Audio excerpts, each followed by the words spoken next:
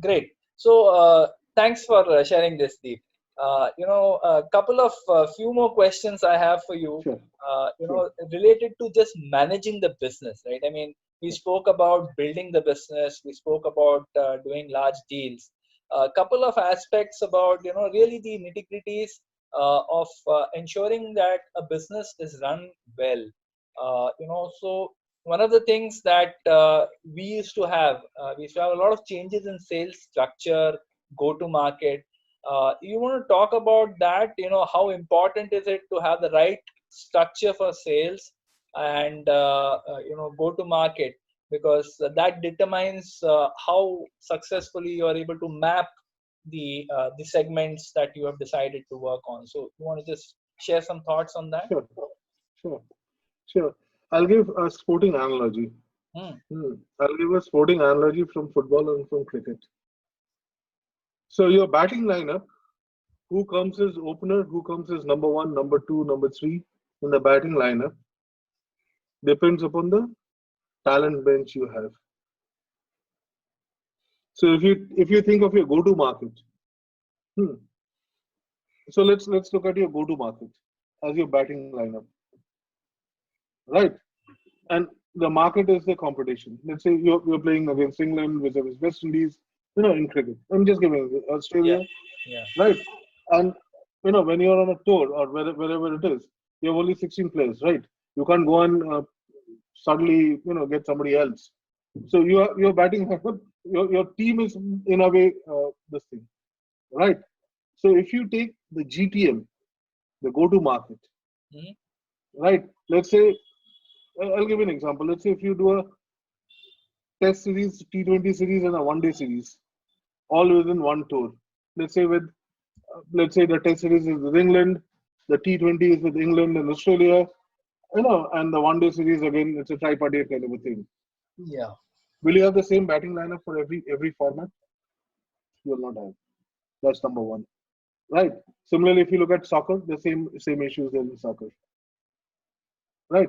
So depending upon the opposition you're playing, depending upon what the conditions are, you have to have. So when I talked about having a GTM structure, it is also a function of the talent you have.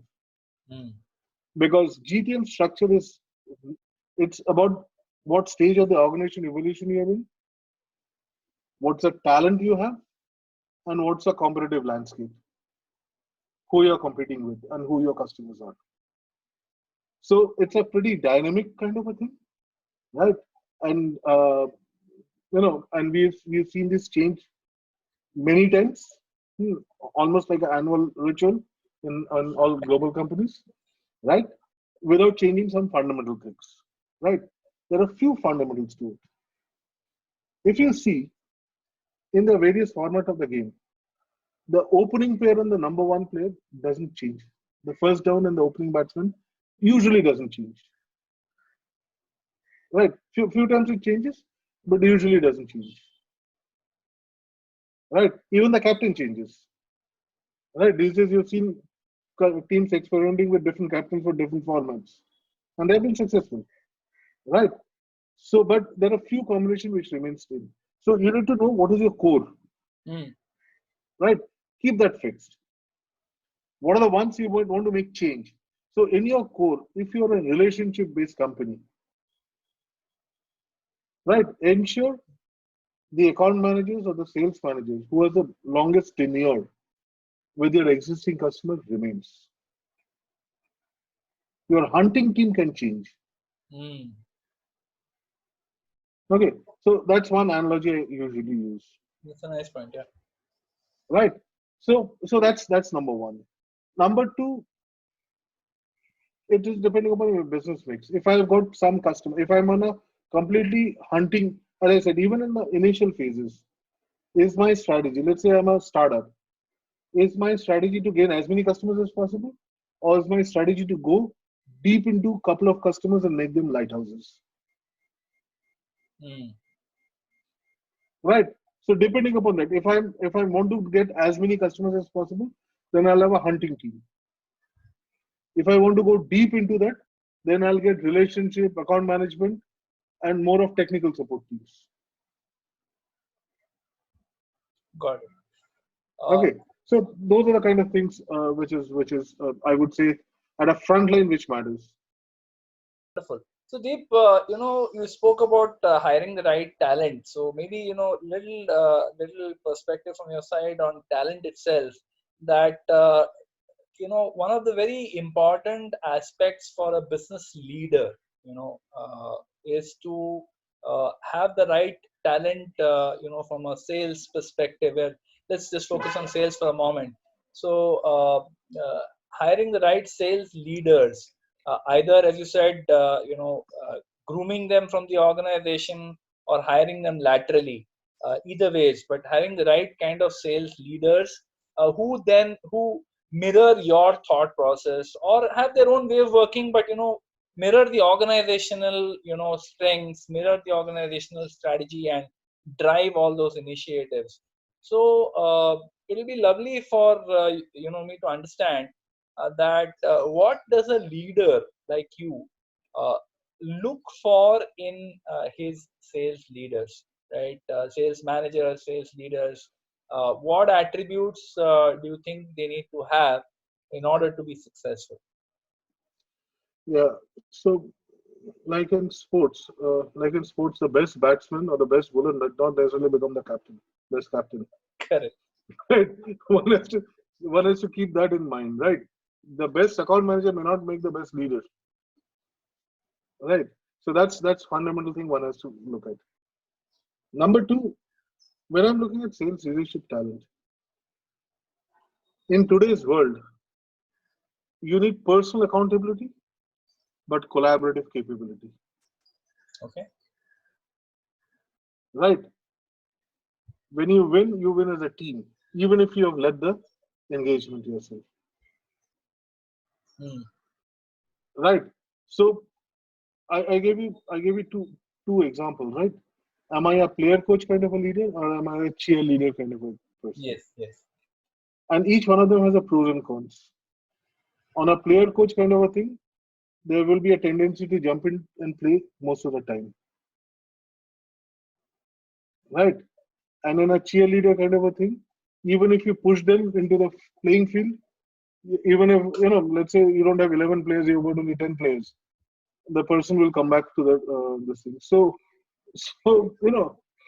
you have to. It is very hard to get somebody who can toggle between, have a really adaptive style of player coach or cheerleader, right?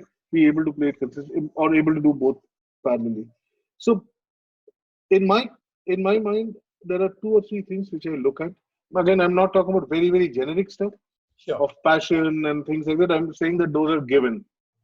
Those are given collab. This thing. So one of the things I look at is how effectively the person is able to collaborate. That's number one.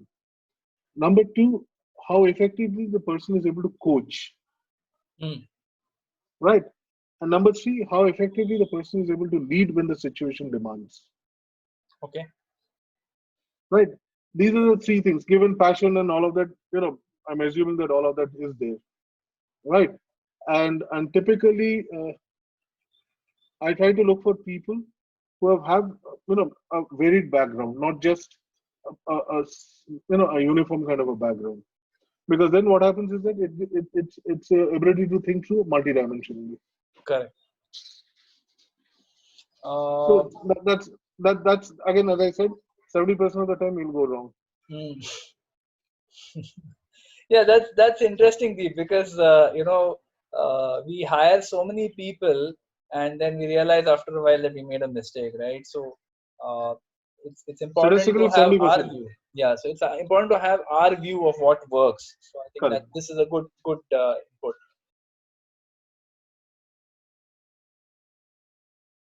Now, if I have to look at another aspect of running the business, what importance do you attach to reviews, doing reviews with your leaders, with your business, and what works in reviews? I mean, just your view on that. Yeah. So let me put it this way. I've gone through a personal evolution of this. Earlier, reviews in Indian context is supposed to be a grilling contest. Right?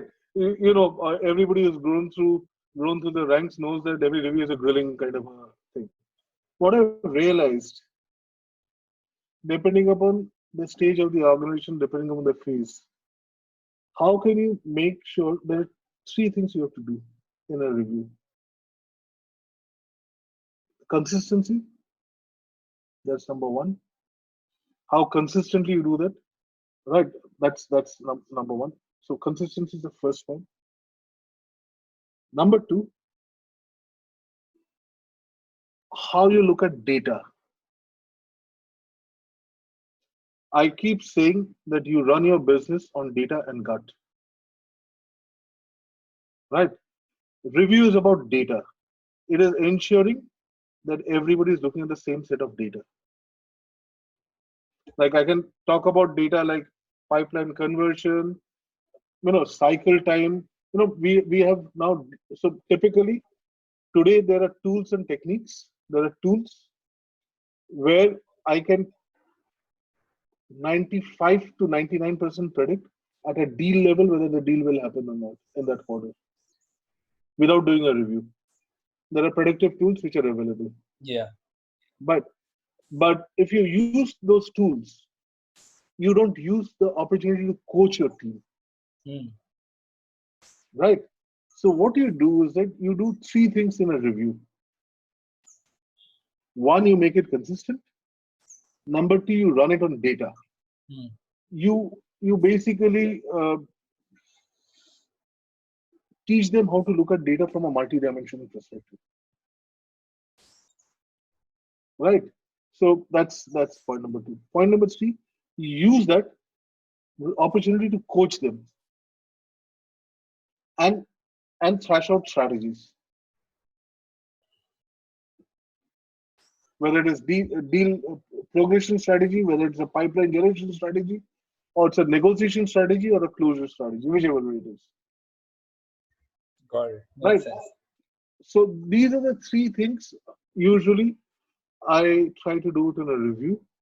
I keep saying, I use this word, there's this fine line of balance between inspiration and inspection. Agree. Right? Yeah. You should not inspect so much that people don't feel inspired. But if it is all inspiration and no inspection, there will be no execution.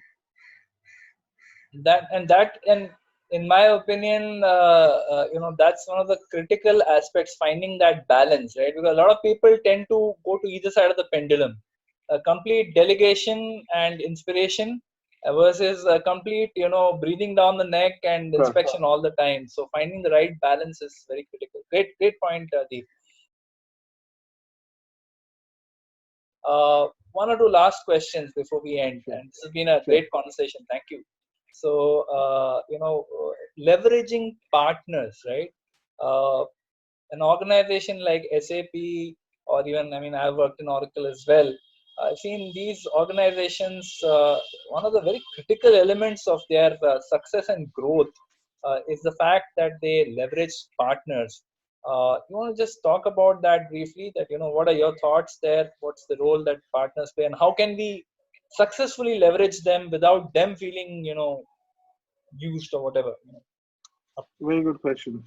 So first and foremost, so let me tell you my experience.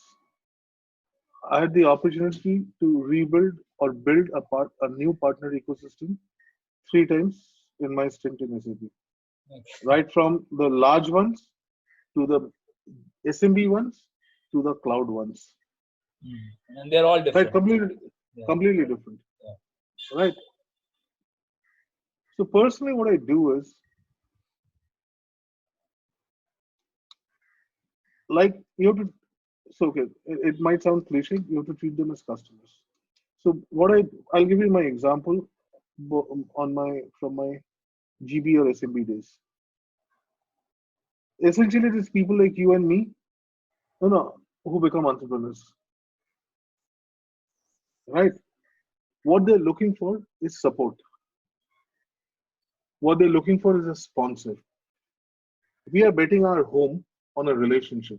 Basically, you almost bet your house right? To make the investment, right? Uh, so how do I ensure the partner who's investing with you actually has a sustainable business, has a business which is profitable without killing your business, not at your cost, right? If you look at running a business, so that what happens, especially a services business, either you will come from a sales background or you will come from a delivery background, right? Typically. And what happens is that in both the cases, your working capital management is extremely poor. Most companies, services companies, are not able to scale because A, they're not able to manage what they've committed to deliver to the customer. Neither are they able to manage the customer expectation. And customers in India also are very demanding, Mm. right? Many a times you don't get paid your full amount, Mm. right? So how do you how do you manage the relationship with the customer? Ensure your working capital is protected, your cash flows are in order, becomes a most important aspect. It is not about margin. Most people confuse with margins. In services business, if your working capital churn happens in the right, I would say in the right cycle, let's say a 30, 45 days time cycle, your margin will be there, right? So it is about your working capital, your resource management, your customer delivery management. Most of the most of the entrepreneurs, people like you and me, right, have no experience of managing that. Right? They will sign up for businesses just in thinking that they'll have a top line growth. They'll not realize that it'll be a cash burner for them because they'll never get paid in time. Right? So I think helping them individually, not appointing 100 partners and you can't manage anybody. It's a disaster. Right?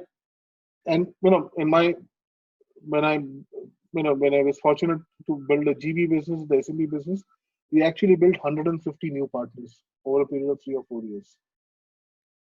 Out of that, 15 or 20 were really successful. Out of that, 5 have really scaled to the next level. Right? But the principles which we have used is to ensure that the partner has a sustainable business. Right?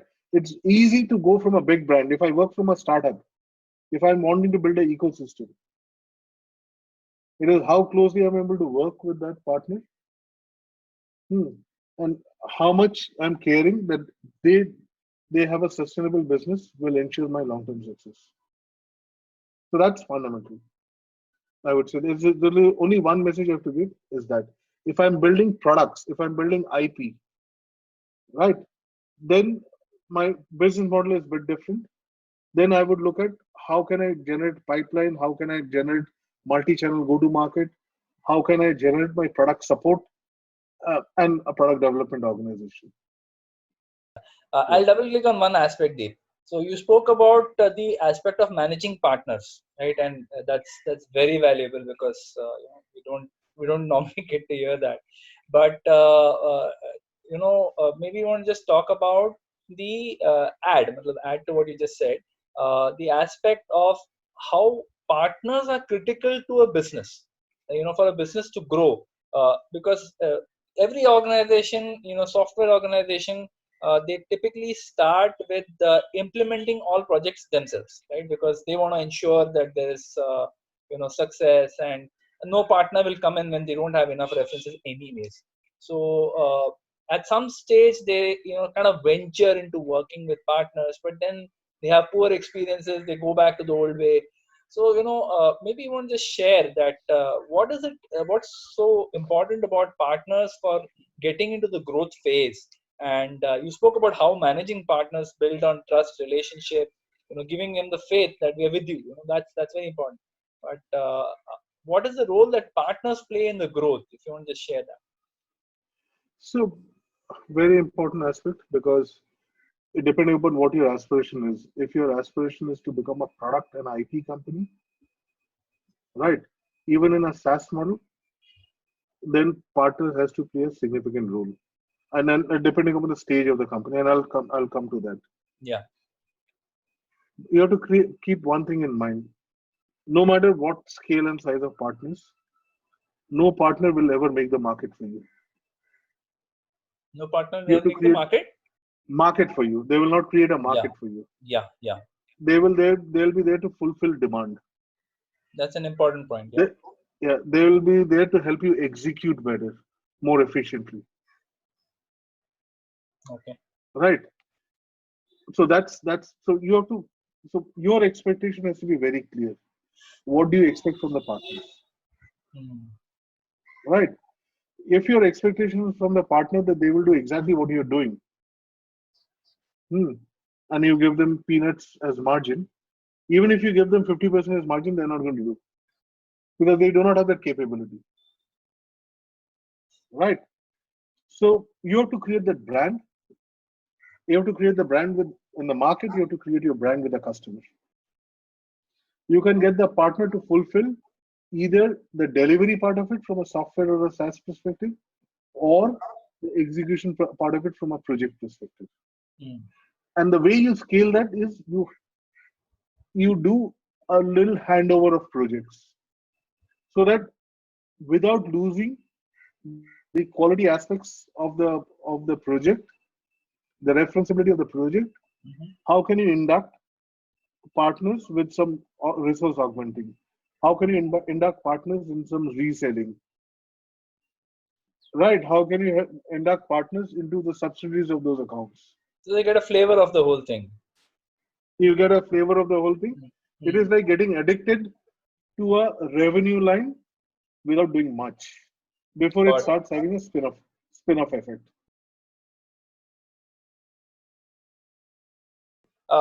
I've got one last question for you, and this is like a personal question.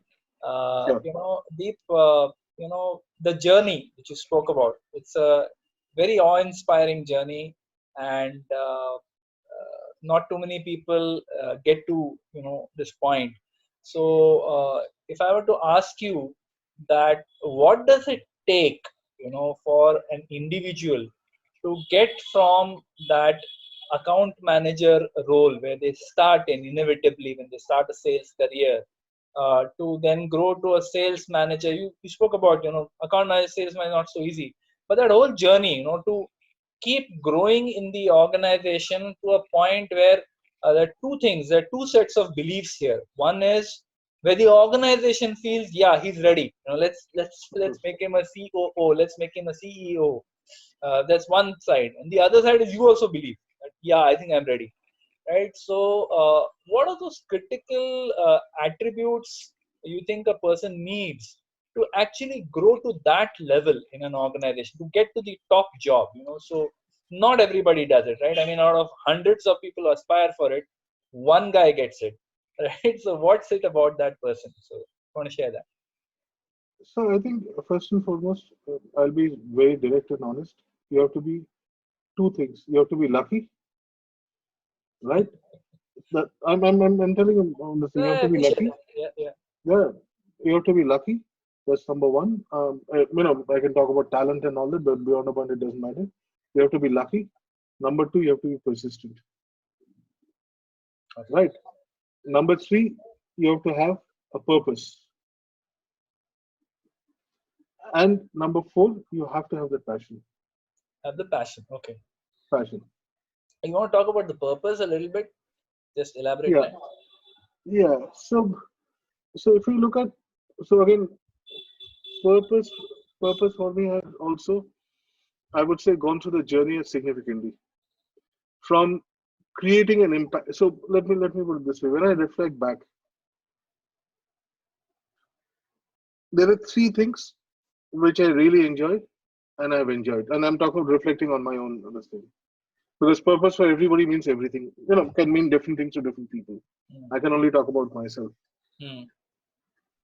For me, purpose has been being able to create an impact either at a business outcome level in everything which I've done or I'm going to do. So that's number one. Number two, creating an impact for an individual, right? By coaching, by helping next generation leaders or individuals to help reach their aspiration, right? And number three is creating a greater impact for the society by giving back. Right, we have run a few things over the last few years, like Code Unnati and things like that, which is on digital literacy and things like that. So you have to be passionate about, right? Which has to be bigger than yourself. So purpose has to be bigger than yourself, at an organization, at others, and at the society as a whole. So that's what I believe in, and that is how you find your own calling and your own purpose. Lovely, Deep. So this has been an absolute revelation. A lot of personal learnings, a lot of organizational gyan, and a lot of fantastic insights.